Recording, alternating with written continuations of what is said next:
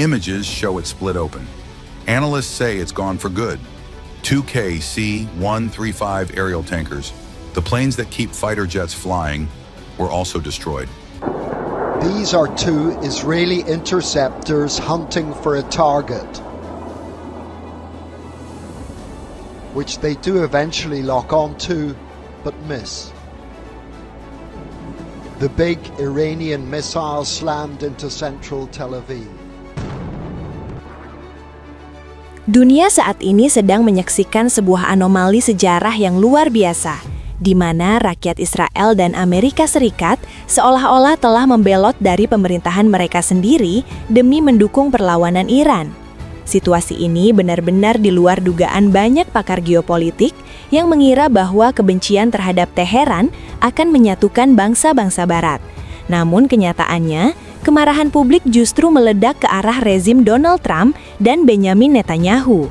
Kedua pemimpin ini kini tidak hanya terancam kehilangan muka di medan perang, tetapi juga berada di ambang kejatuhan kekuasaan akibat mosi tidak percaya dan demonstrasi kolosal yang menghantam stabilitas nasional mereka.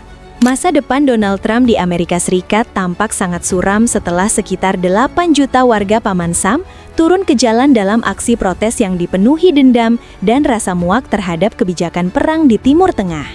Jutaan orang tersebut menuntut agar Trump segera dilengsarkan secara konstitusional melalui isu pemakzulan karena dianggap telah menyeret bangsa ke dalam konflik yang tidak perlu dan melanggar hukum internasional. Sementara itu, di tanah Israel, Netanyahu menghadapi serangan massa yang marah karena keamanan mereka dipertaruhkan dalam perang berkepanjangan yang tidak menunjukkan tanda-tanda kemenangan bagi pihak Zionis. Today, protesters across this country took to the streets as part of the latest No Kings demonstration against President Trump and his administration. 1 month ago, Trump and his partner, Israeli Prime Minister Benjamin Netanyahu, started a war with Iran. This war is unconstitutional. Trump did not seek or receive authorization from Congress. This war is a violation of international law. One sovereign nation cannot simply go about attacking another sovereign nation for any reason it chooses.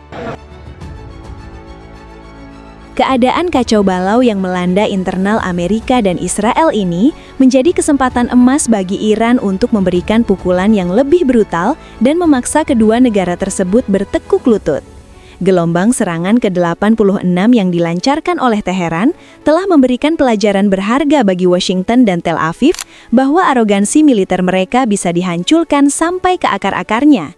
Selama hampir 1 bulan pertempuran, Iran tidak menunjukkan sedikit pun niat untuk mengendurkan serangan atau mencari jalan damai, melainkan terus membombardir aset-aset vital musuh hingga tak bersisa.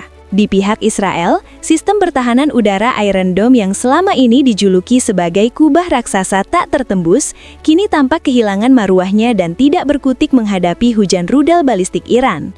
Berulang kali sistem pencegat kebanggaan Zionis tersebut meleset dari target, membiarkan rudal-rudal raksasa menghantam pusat kota Tel Aviv dengan daya ledak yang mengerikan. Iron Dome seolah sudah mencapai batas kemampuannya dan tidak sanggup lagi menahan gempuran bom tanda atau cluster munitions yang berhamburan dari langit Israel seperti hujan maut yang tak terelakkan. Tekanan terhadap Israel semakin berat dengan bergabungnya sekutu-sekutu proksi Iran seperti Hizbullah dan Houthi yang mulai melancarkan serangan terkoordinasi dari berbagai arah. Hizbullah dilaporkan telah berhasil menghancurkan sekitar 100 armada tank Merkava di perbatasan Lebanon, sebuah kerugian material dan moral yang sangat besar bagi pasukan darat Israel. Serangan jarak dekat ini menunjukkan bahwa militer Israel tidak hanya harus menghadapi ancaman dari langit, tetapi juga pertempuran darat yang sangat berdarah dan melelahkan di perbatasan utara mereka.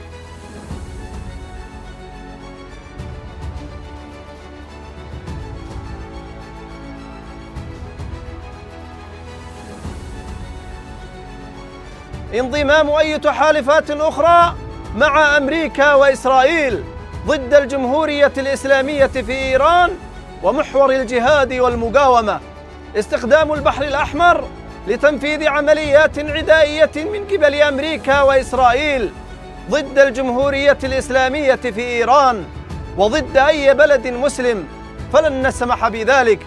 استمرار التصعيد ضد الجمهورية الإسلامية ومحور الجهاد والمقاومة وبما يقتضيه مسرح العمليات العسكرية.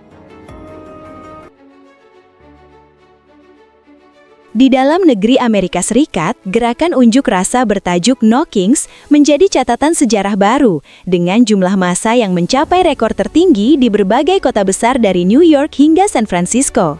Rakyat Amerika mengekspresikan rasa benci mereka terhadap Trump yang dianggap telah menyalahgunakan demokrasi dan bertindak seolah-olah dirinya adalah raja yang kebal hukum.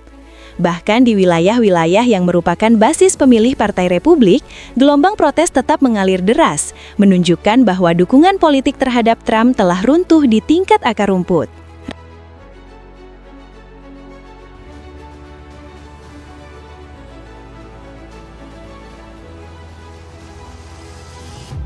Today, protesters across this country took to the streets as part of the latest No Kings demonstration against President Trump and his administration. In Midtown Manhattan, many of them have been to the previous No Kings rallies, but they say the enforcement action on immigration and the war in Iran have brought them out to the streets again.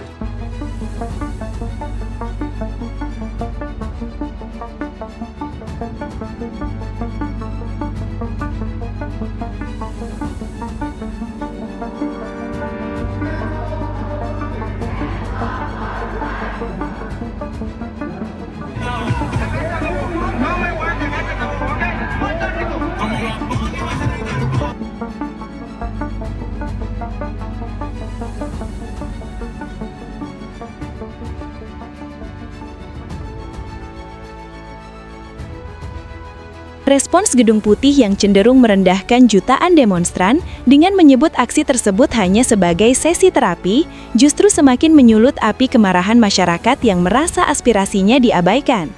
Ketulian para pejabat Washington terhadap suara rakyat ini dikritik keras oleh tokoh-tokoh senior seperti Bernie Sanders yang menyatakan bahwa perang ini tidak konstitusional dan melanggar hukum internasional.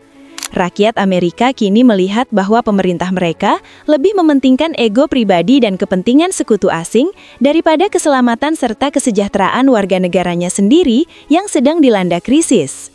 Seluruh kekacauan nasional yang terjadi di Amerika Serikat dan Israel saat ini merupakan bukti nyata bahwa kekuatan besar tidak lagi bisa memaksakan kehendaknya tanpa mendapatkan perlawanan rakyat.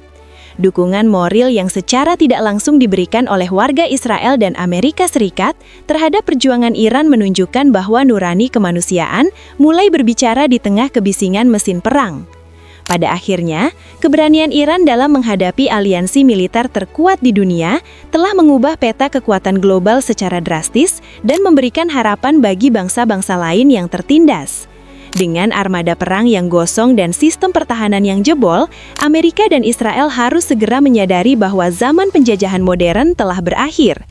Perjuangan rakyat Palestina dan kedaulatan negara-negara Timur Tengah kini berada di titik penentuan, di mana setiap rudal yang mendarat adalah langkah menuju